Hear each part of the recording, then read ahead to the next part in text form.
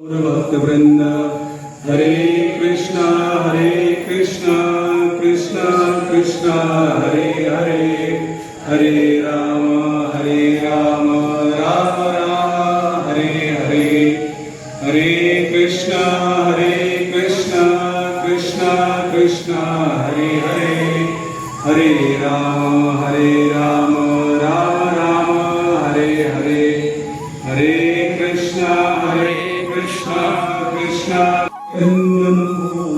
गिना हरे कृष्णेति वर्णका मजयन्तो जगत प्रेमीन विजयतां तदा हवया. श्री चैतन्य महाप्रभूंच्या श्रीमुखातून प्रगट होऊन संपूर्ण जगतास कृष्ण प्रेमात तल्लीन करणाऱ्या हरे कृष्ण महामंत्राचा विजय असो. शमः शमः म्हणजे वनास्तेव गतिरता. हरे कृष्णा.